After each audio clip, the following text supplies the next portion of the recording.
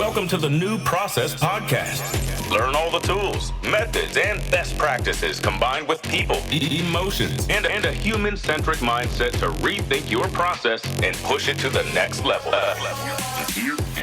And here is your host, Mirko Kloppenberg. Yeah, welcome to episode 51 of the New Process Podcast. Today, we'll explore a very interesting practical example of a journey to process orientation. To be more specific, we're going to explore the journey of Lufthansa Technik's procurement processes to process orientation. Therefore, I'm talking to Lars Müller. Lars has been process and project manager at Lufthansa Technik since 2015. In this position, he takes over the role of a process architect for the procurement processes of Lufthansa Technik Group. He's one of the most advanced and well-experienced process architects I've ever met. Together with his fellow process architects, he manages and improves all the procurement processes and moderates a community of more than 1,000 people worldwide. Lufthansa Technik, headquartered in Hamburg, Germany, is the maintenance, repair, and overall business unit of the Lufthansa Group. More than 20,000 employees of Lufthansa Technik and its subsidiaries serve over 800 customers worldwide, with more than 4,200 aircraft under exclusive contracts. Before joining Lufthansa Technik, Lars worked as quality and process manager for ARCA Technologies. Lars holds a Bachelor of Engineering from University of Applied Science Kiel and a master's degree in business administration from University of Applied Science Lübeck. Together with his family, Lars lives in Oststeinbeck near Hamburg. Personally, he likes to go jogging and to spend time with his wife and their 2 little sons. In this episode, Lars and I will deep dive into their journey to process orientation. So you'll learn how the process world of Lufthansa Technik's procurement process looked like in the past, where they are today regarding process orientation and how they got there, what the learnings are, and what you can take out of this for your journey. Lars will also share more about his role as a process architect and give an outlook into the future. So enjoy the interview with Lars Müller. And now, let's start to rethink processes. Yeah, welcome to the New Process Podcast, Lars. It's a very special recording today because we are recording in person, on site on Lufthansa base Hamburg. So also very special for me to return to this location where I spent a lot of years in the past, now after 2 years. I'm really looking forward to this conversation, to share your journey with the community. So welcome, Lars. Many thanks, Mirko. Nice to meet you again. Yeah, absolutely. As always, first question of the check-in is, what do you prefer in an aircraft, aisle or window seat? Window, because I love to observe the airport and the other airplanes and the earth during the flight. Yeah. Oh, yeah. I can see that in front of my eye flying through the sky, night sky, for example. Well, that's super cool. What is your favorite airport? It's Munich, because it's a modern, huge, international and clean airport. Yeah, I like Munich as well. That's a really nice airport. That's cool. Okay, and what was the best process you have ever experienced? To be honest, some weeks ago, I performed together with a new colleague the onboarding process. Okay, so there is an onboarding process existing today? We have a really nice onboarding process today. It was horrible during COVID time. So it took weeks or months to get access to IT applications, for example. But this day, a new colleague started. And on the very first day, all equipment which was needed was available, all accesses to IT tools. We had a first sightseeing in Hamburg base. And we had introduction to our procurement organization, and we saw the webcast with Carsten Spohr, that's CEO of Lufthansa. So all in one day. Wow. I remember my first day, not with the company overall, but in a specific department when I was a student in my internship. And the guy said, "Oh, who are you? Do you need a computer?" And that was my experience more than 20 years ago, but it's great to hear that it's different today. Yeah. Yes, indeed. Wow. So how would you describe your relationship to processes? I always loved processes. Really? Yes, really. What a freak. During my studies, I loved to learn about process management. And in these days, I hoped and perhaps also dreamed of to work with process management one day. Yeah. And so I'm really glad that my daily business is about process management and designing processes and being process architect. That's super cool. Yeah. As you said, you're now working as a process architect, or you're working as a process and project manager for Lufthansa Technik's procurement processes. And to set the stage, can you please give a brief overview of the content of the processes and where they are applied to give our listeners an idea of what we're talking about, what you're working on? Yes. So the set of processes for Lufthansa Technik procurement, we call it our process house. Yeah. Okay. And this process house is divided into 3 levels. We have the management processes, core processes, and support processes. And in total, we have published around 150 processes, excluding process maps, or the process maps are in addition. And these processes apply to a global procurement community for LHT in Europe, Americas, and Southeast Asia. Okay. And the LHT procurement community has around 1,000 colleagues. Wow. So they are somehow linked to procurement because they buy something or they need something. So this is really the entire community. And we have 10 dedicated process architects who most and foremost take care of the core processes, because these are most relevant for daily business in procurement. And in LHT procurement, we are responsible for buying aircraft parts, new parts, MRO services, general goods and services, and also used airplanes and used AC parts. Sounds like interesting shopping. Yes, it is. That's cool. Yeah. Okay. I want to buy a used plane. Okay. Can I have an aircraft, please? That's cool. Okay. Yeah.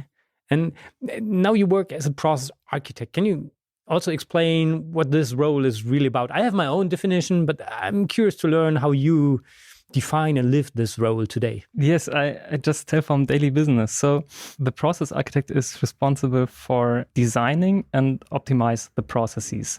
He or she is responsible for, in close collaboration with the colleagues performing the processes and the process modeler, who is in charge to model the processes in our process management tool. And also the process owner is important for designing the processes, because he or she approves the changes or the new process which are published.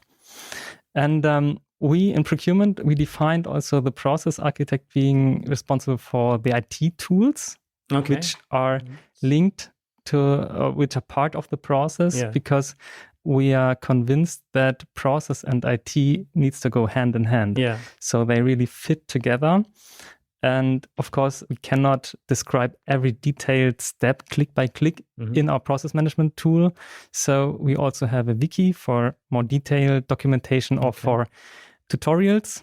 So the process architect also designs and develops the wiki pages which are linked to the processes. Okay. Well, that's super interesting. That's cool. And with regards to your journey, how did the world look like, the world of the procurement processes, when you started working as a process architect? Yeah. In 2017, I was assigned to be process architect for LHT strategic procurement. And in these days, we had 75 processes I was responsible for as process architect. And I had around 10% of my capacity to work on these processes, but this was far too low a capacity in order to really develop and design the processes. Yeah, sounds like a hobby architect, or yes, not more. No chance to do. No chance to do really process management, right? And back then, it was hard to quickly understand the setup of our process landscape in procurement because the standard framework for big procurement organizations was not applied. So as well, experienced colleagues as well as new colleagues joining procurement couldn't use our process map to figure out how procurement is working in daily life at Lufthansa Technik. So the processes were, of course, intensively used for audit reasons, but we didn't use processes for developing our business as we could have done in order to learn from each other, to identify potentials, and to implement solutions which worked for all roles, departments, and stakeholders involved. Okay. And you said you were responsible for a number of around about 50 process models. 75. Oh, I'm sorry. I'm really bad at numbers. 75. Can you describe what one of these process models looked like, just to give an understanding? Because it's hard if you're coming from an outside world to get an idea of what this number really means. Yeah, for us, the process is 10 steps and 6 lines. And so this is the space we have for one process, and we have several roles, or each swim lane, like we call it, can be performed by several roles. So we have cover roles or one single role, and this is one process. Okay, so it's a fixed size template you're using. And if we're talking about an end-to-end process for procurement, you will have to go through several of these process models for the whole end-to-end process. Yes. Yeah, okay. Absolutely. That's important to know. So these processes are linked to each other. So you can hop from one to the other. Yeah, okay. Yeah, I like the way you're mapping the processes. That's superhuman centric because it's easy to understand and easy to grasp what I really have to take into account when I execute an activity. That's super cool. So that was the world back then. What was the trigger to change something? Yes, when Corona hit us all, LHT started a company-wide efficiency program. Okay. And processes really got a major focus. So the management, like overnight, they focused on processes. That's super so interesting. this was a big change. Yeah. And somehow the start for the ones who like processes, to like the ones who love to work with processes, they suddenly got also the management support. Okay. And we started to rebuild our top process map, the top map from our processes. And since we couldn't meet in person, we used Microsoft Whiteboard. And we had a target picture for the top level map in mind. So we set this as a goal, and then we linked the existing processes we had to this new target picture. Okay. And this revealed the huge gaps we had, but we decided to publish this new map with the missing processes in order to show the community what's missing and what we need to work on, and also what we want to work on. Okay, that's super cool. And which steps did you take in your journey from that onwards? Yeah, after having designed the top level process map, which was our target picture, we started to design the processes on the lower level. Okay. And prior to Corona time, procurement was divided into strategic and operative procurement. Okay. And this brought many disadvantages and problems with regards to collaboration, responsibility, and success, because nobody of the management was responsible from end to end. So we centralized procurement. And because of the focus of the management on processes, they also realized that we need colleagues working with process management. This does not work without. Yeah. So they decided to found a team of process architects, and we started in September 22. Okay.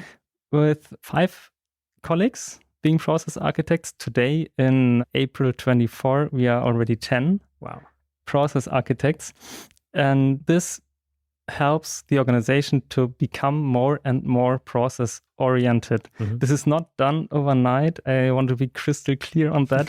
We need endurance. And what also was a huge step forward for us that the process ownership became linked to the managers having the responsibility in daily life, and also the ones who are responsible for the employees working in these processes. Because prior to COVID, we had only one manager being responsible, being the process owner for all procurement processes. Okay. And this manager wasn't responsible for procurement, For the but execution. more for the execution, but more for governance and projects and so on. So these managers started to be interested in processes because they also got involved in audit preparations and need to be part of it and need to know the processes. Because they got questions regarding the processes, and they needed to improve the processes which were designed by the process architects. And in March 23, the new team of process architects, just being in charge for 6 months, we published all the new processes which were designed during COVID time. So this was really a big success for us. Okay, that sounds interesting. And how did you communicate these new processes? Just sending out an email, or? Of course, we sent out emails, or the emails were sent out by the system, by our nice process management system. But the most important part of communication were the release parties. Okay. We suggested to the management to perform mandatory information meetings for entire procurement organization, and we called these sessions for release parties. Okay. And these release parties contained music, sweets, soft drinks, management TED talks in the beginning, and short presentation on high level of the new processes and the new setup. And finally, we had a marketplace where the colleagues could pick the topics which really were relevant for them, for their daily business. So the release parties were really important in order to communicate there are new processes and we want to be or to become process oriented in the future. Okay, that's good. I love partying. So what are your learnings from this journey? What went well? What could have been improved? Yeah, with regards to the release parties, these were important in order to introduce the process architects to the community, or to the procurement organization, because the colleagues weren't used to have a team supporting them in process management. So by that, the foundation of process orientation in procurement was laid, and the ISO audit took place just days after the publishing in March 23. What did the auditors say? They were really excited and really got great feedback. That's cool. And this was really party for the team of process architects, because for many of them, this was their first job as process architect. So this was really a great success.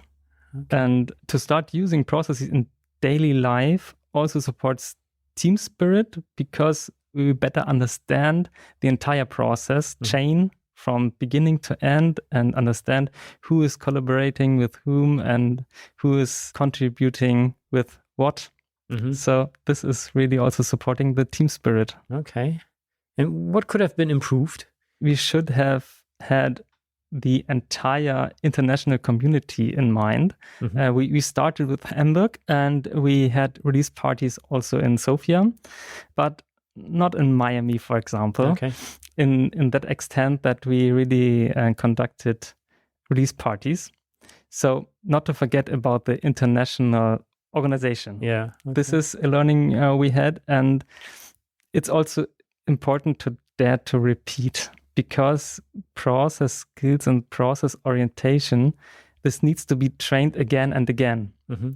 This is not done by one release party. Yeah. And also expectation management is important, that we tell what are the process architects, what is their job, what is their contribution, what are they responsible for, and what not. Yeah, okay. This is also important to tell the community about. Yeah. Okay. Wow. And to sum it up, as a recommendation for other process architects out there who are responsible for different business processes, what are your recommendations? What are the critical success factors for such a journey? Yeah, from my point of view, management willing to use processes is really key. Yeah.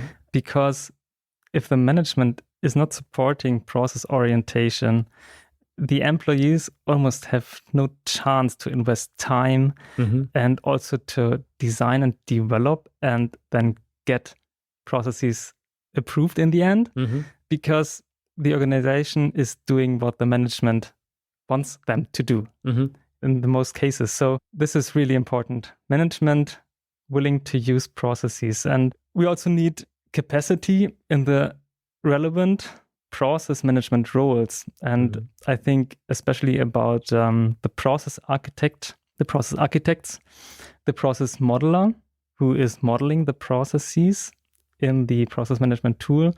And of course, the users or the representatives of the users. For us in LHG procurement, we have role responsibles and key users. Okay. And they represent the user community. So we collaborate a lot with them. And of course, the process owner is also important, that he or she really checks the process and then approves it. Yeah, and another success factor is also to combine the responsibility for process design and IT tooling. So process and IT really go hand in hand.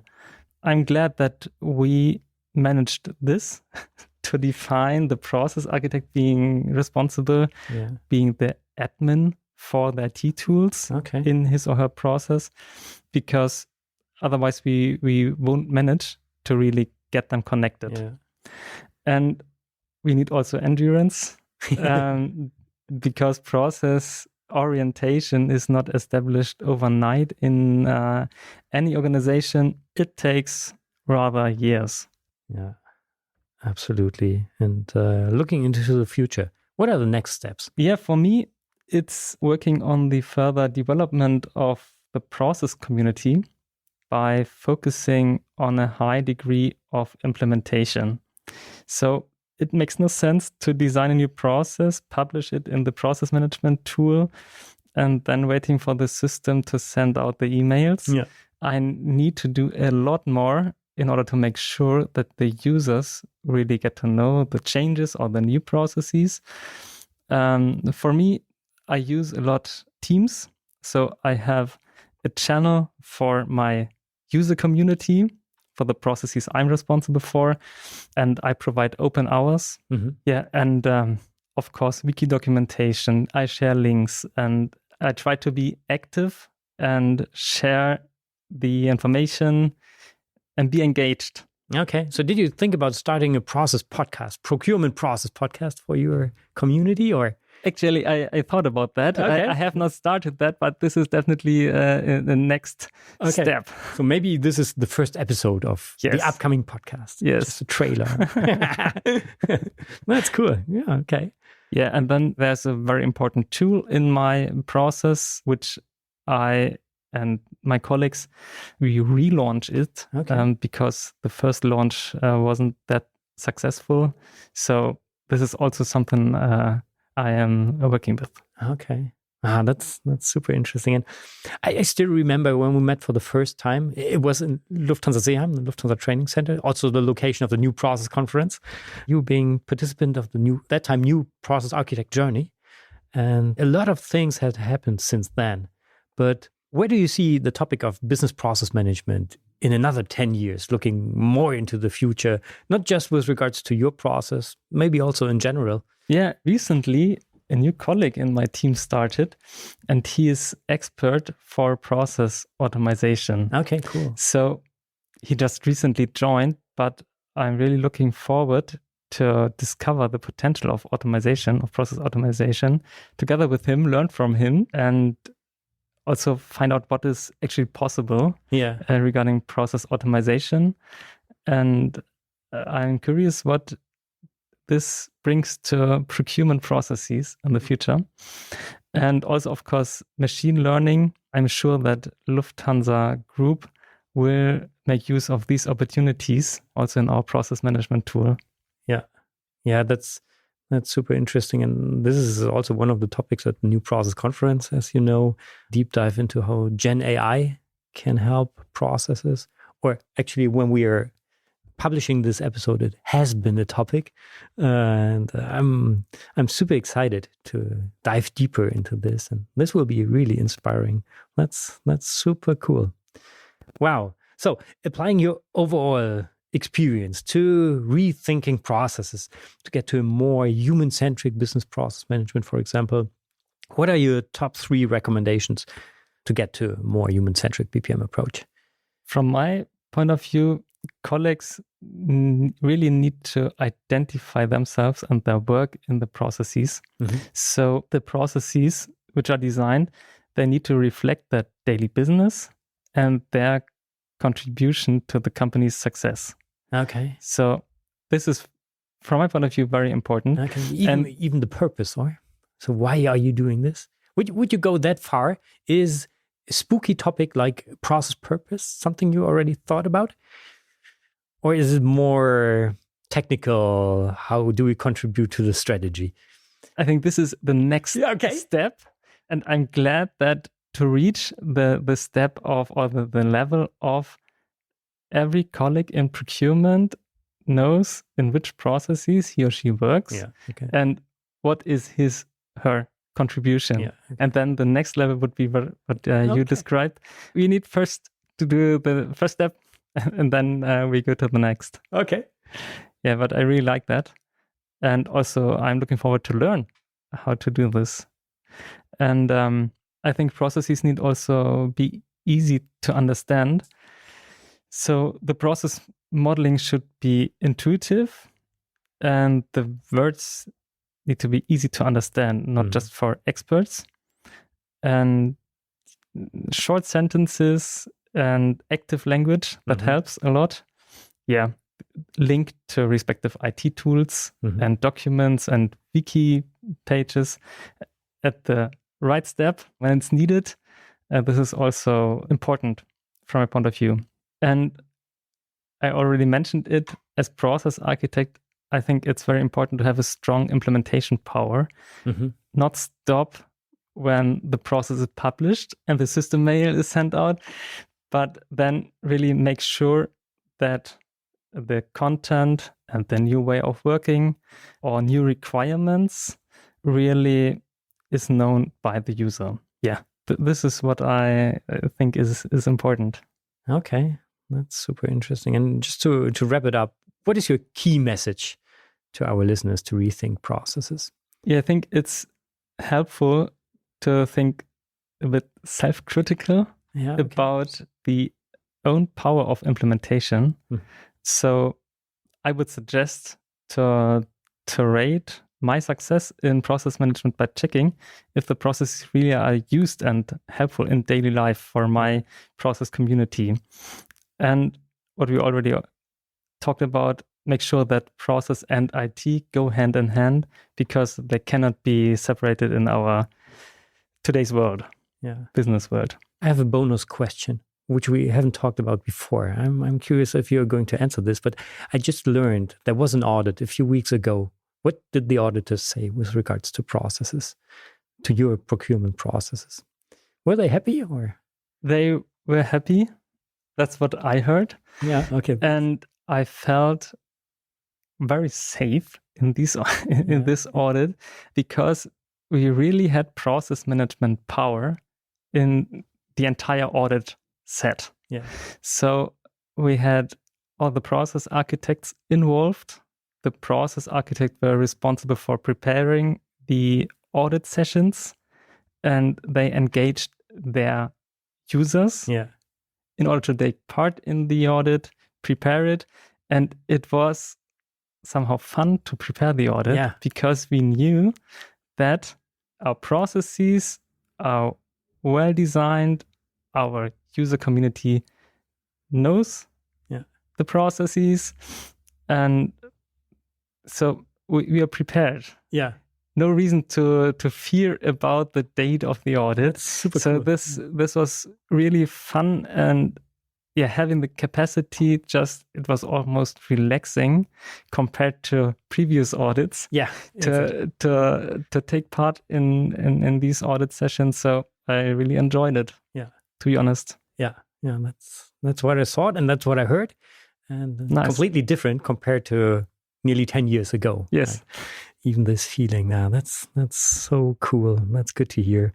And I think it's important to talk about these emotions as well, and these feelings that you realize when you are in an audit like that, and I can rely on my community because they know the processes and they can answer what the auditors want to know. And it's not just because we're doing this for the auditors, because you are doing this for the people.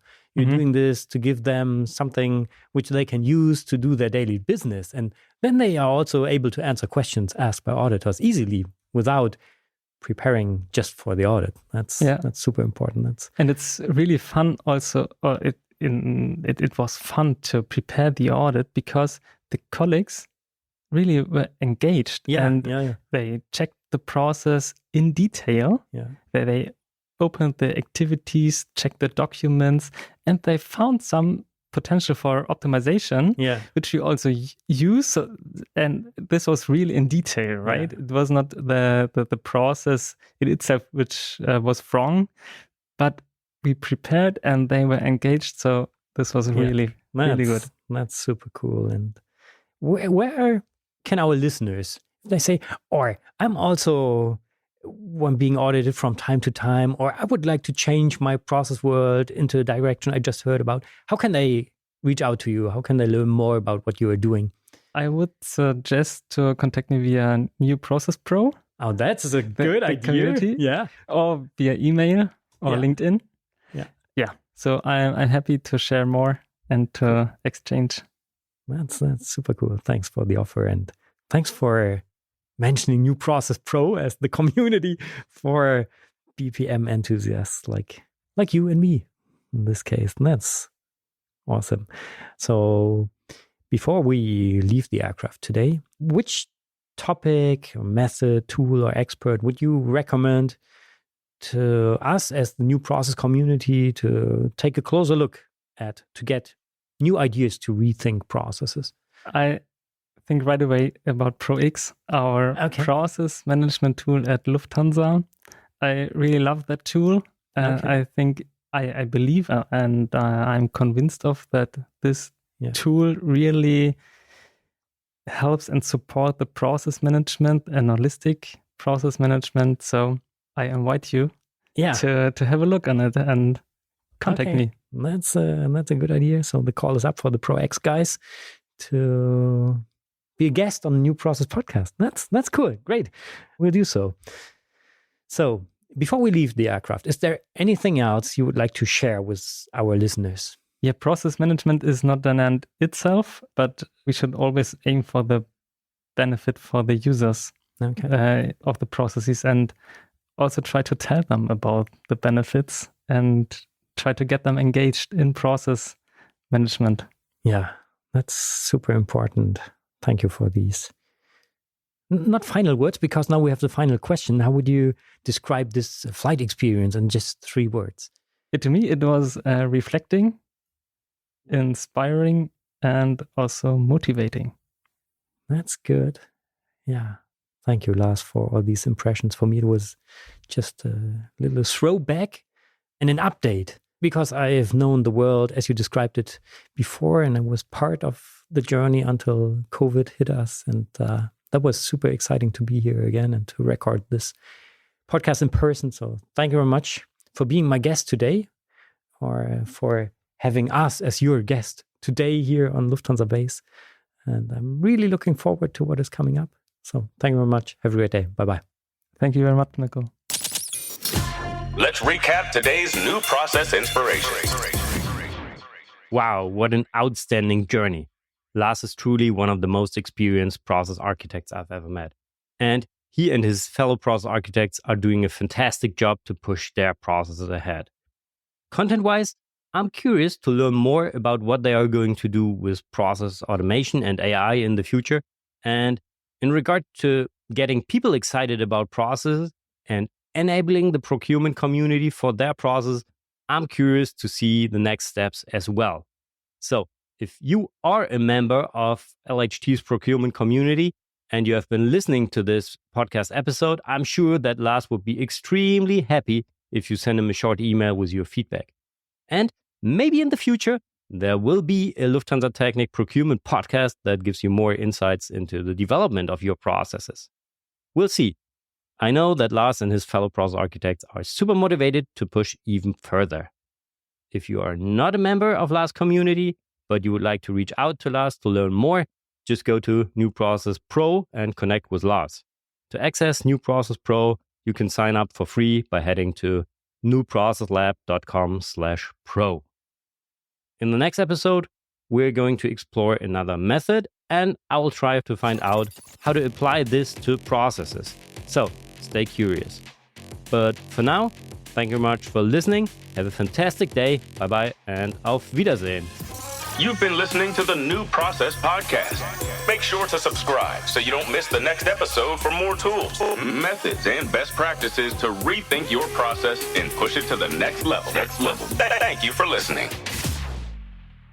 Before you leave, I know how hard this BPM journey is, and it is even harder if you're doing this all on your own. To change this, I'd like to invite you to join forces with other BPM enthusiasts like Lars at New Process Pro.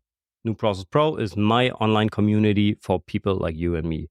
Beyond networking with other process guys, you'll find tools, methods, and best practices at New Process Pro. To join for free, just go to newprocesslab.com/pro. Thank you very much. Have a fantastic day. Bye-bye.